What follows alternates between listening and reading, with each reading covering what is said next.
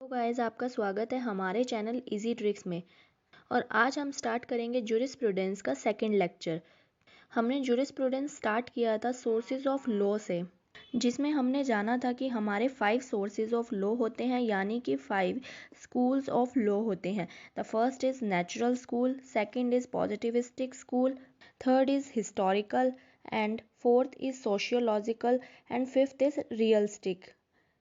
हमने अपने first lecture में जो दो मोस्ट इम्पॉर्टेंट स्कूल्स हैं, natural school and positivistic school, इसके बारे में जाना था। आज हम बात करेंगे अपने अगले 3 स्कूल्स के बारे में, जो कि है historical, sociological and realistic school. इन तीनों स्कूल्स के बारे में आज हम अच्छे से जानेंगे। और जिसने भी पहली वीडियो नहीं देखी है, जो कि नेचुरल एंड पॉजिटिविस्टिक थ्योरी को बताती है, उसका लिंक मैं डिस्क्रिप्शन में दे दूँगी। अगर आप वो लेक्चर देखना चाहते हैं तो डिस्क्रिप्शन में जाकर लिंक पर क्लिक करके आप उसे देख सकते हैं। तो अब हम बात करते हैं हिस्टोरिकल स्कूल ऑफ लॉ के बारे में। जैसा कि आप जानते होंगे कि हर एक थ्योरी को कोई ना कोई जूरिस्ट सपोर्ट करता है। तो इस हिस्टोरिकल थ्योरी को एक जूरिस्ट हैं सेविग्नी, वो इस थ्योरी को सपोर्ट करते हैं। और उनका मानना है कि लॉ जो है वो अनकॉन्शियस है, यानी कि इसे टाइम देकर अपना माइंड सेट कर कर किसी एक पर्टिकुलर वे में नहीं बनाया जा सकता। ये अनकॉन्शियस है, यानी कि ये अपने आप बन जाता है।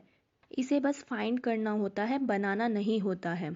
सेकंड पॉइंट ये है कि law is not universal in its nature, यानी कि लॉ जहाँ एक जगह पर अगर कुछ पर्टिकुलर लॉ माना जाता है तो दूसरी जगह पर भी वही सेम लॉ माना जाए, ये ज़रूरी नहीं है। जैसे कि हर एक जगह की अपनी एक लैंग्वेज होती है, ऐसे ही हर एक जगह के अपने लॉ अलग अलग होते हैं। और अब सबसे मेन पॉइंट इस थ्योरी का ये है कि यहाँ पे सेविग्नी का मानना है कि लॉ जो होता है वो कस्टम पर बेस्ड होता है। कस्टम यानी कि हमारे रिचुअल्स, हमारे रीति रिवाज, जो भी रिचुअल्स हम लंबे समय से करते आ रहे हैं या कॉन्टिन्यूसली हम उसे करते आ रहे हैं और उसे कहीं पर भी बीच में स्टॉप नहीं किया गया है, उसे ही लॉ मान लिया जाना चाहिए अकॉर्डिंग टू हिस्टोरिकल थ्योरी। जैसे कि हिंदू धर्म में स्टार्टिंग से ही जब मैरिज होती है तो उसे सप्तपद लेकर के किया जाता है। बहुत ही एंशियंट टाइम से हिंदू धर्म में मैरिज ऐसे ही होती है। और जब से हमारा हिंदू लॉ आया है तब से उसमें भी यही सेम रिचुअल फॉलो करने को ही हिंदू धर्म में मैरिज माना जाता है। तो इससे हमें ये समझ आता है कि जो हमारे पुराने कस्टम्स हैं, जो हमारे रिचुअल्स हैं, वही हमारे लॉ बन जाते हैं। और अभी हमने बात की थी कि law is not universal in its nature, यानी कि हर जगह पर लॉ एक समान नहीं होता है। ऐसे ही हर धर्म, जगह, सबके अपने अपने रिचुअल्स होते हैं और वही लॉ बन जाते हैं। सेविग्नी का मानना है कि लॉ जो होता है ये लोगों की कॉमन सोच से निकलता है। जैसे कि बहुत सारे लोग जब एक ही कस्टम को फॉलो करते हैं तो वो लॉ बन जाता है। तो हिस्टोरिकल थ्योरी में कस्टम पर ही मेन फोकस किया गया है, और जो कस्टम यानी कि रिचुअल्स हम करते हैं उसे ही लॉ मान लिया जाता है। अब हम बात करते हैं अपनी नेक्स्ट थ्योरी की, जो कि है सोशियोलॉजिकल थ्योरी। जो ये सोशियोलॉजिकल थ्योरी है ये दी है रॉस्को पाउंड ने। इस थ्योरी को इन्होंने 20th सेंचुरी में दिया था और इस थ्योरी का नाम है सोशल इंजीनियरिंग थ्योरी। अब हर थ्योरी का एक बेसिक होता है। जैसे कि अभी हमने पढ़ी थी हिस्टोरिकल थ्योरी, उसका बेस था कस्टम। ऐसे ही सोशियोलॉजिकल थ्योरी, जैसे कि इसके नाम से ही पता चल रहा है, सोशल जैसे कि पब्लिक, समाज, यानी कि ये सोसाइटी पे बेस्ड है। इस थ्योरी का एक बेसिक कॉन्सेप्ट ये है कि जूरिस्ट का मानना है कि लॉ वो होना चाहिए जिससे कि ज़्यादा से ज़्यादा सोसाइटी के लोग खुश हों। अब जैसे कि रॉस्को पाउंड की थ्योरी का नाम है सोशल इंजीनियरिंग, तो उनका मानना है कि जैसे कि एक इंजीनियर अपने टूल्स से प्रॉब्लम को सॉल्व करता है, ऐसे ही जो लॉ मेकर्स होते हैं उन्हें भी सोसाइटी में जो प्रॉब्लम्स हैं उसे फाइंड आउट करके एक ऐसा लॉ बनाना चाहिए जो कि पूरे समाज के लिए सही हो। अब पूरे समाज में बहुत सारे अलग अलग धर्म के अलग अलग जगहों से लोग आते हैं, तो इसीलिए यहाँ कहा गया है कि इसमें मैक्सिमम से मैक्सिमम जो भी लोग हैं जो इस लॉ से हैप्पी रहें, वही लॉ बनना चाहिए। यहाँ पर रॉस्को पाउंड ने लॉ मेकर्स को एक इंजीनियर से कंपेयर किया है।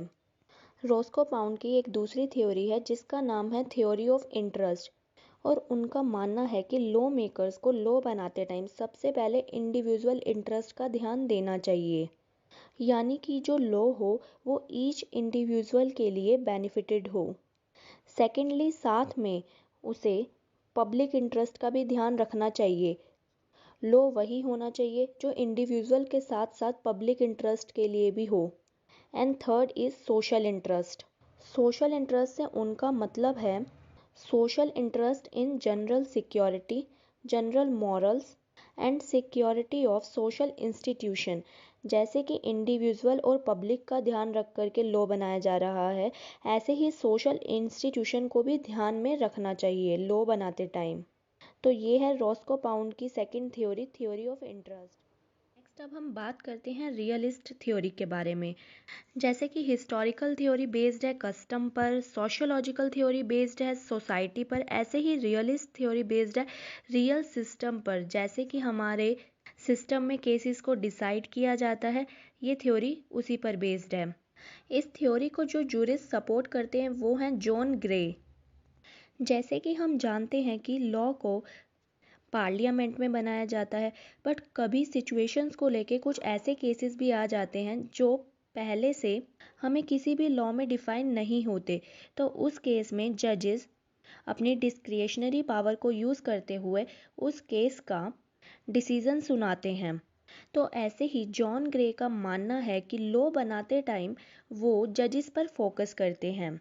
साथ ही उनका मानना है कि जजेस जब भी कोई डिसीजन सुनाते हैं तो कुछ फैक्टर्स होते हैं जो कि जजेस की डिसीजन मेकिंग को इन्फ्लुएंस करते हैं, जैसे कि उनकी political theory, economical theory and उनकी डिस्क्रिशनरी पावर्स, यानी कि वो कैसे अपनी समझदारी का यूज़ करते हुए किसी पर्टिकुलर केस के लिए अपनी जजमेंट देते हैं।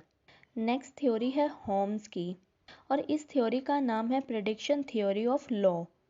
Holmes believed that the law should be defined as a prediction, more specifically a prediction of how the courts behave. His rationale was based on an argument regarding the opinion of a bad man.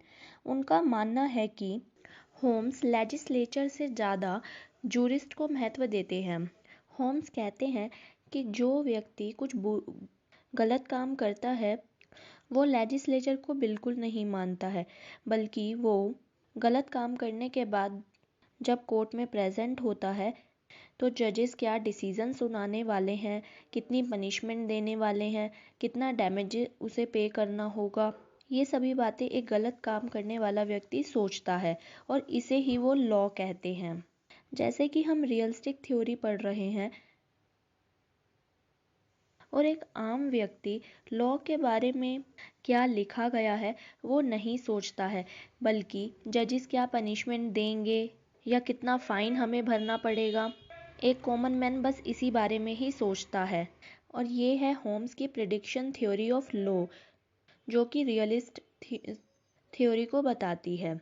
I hope आपको historical, sociological and realistic theories अच्छे से समझ आई होंगी, और natural and positivistic theory के बारे में जानने के लिए, साथ ही ऑस्टीन एंड केल्सन की थ्योरी के बारे में जानने के लिए आप प्लेलिस्ट में जाकर जूरिस्प्रूडेंस में उस वीडियो को देख सकते हैं।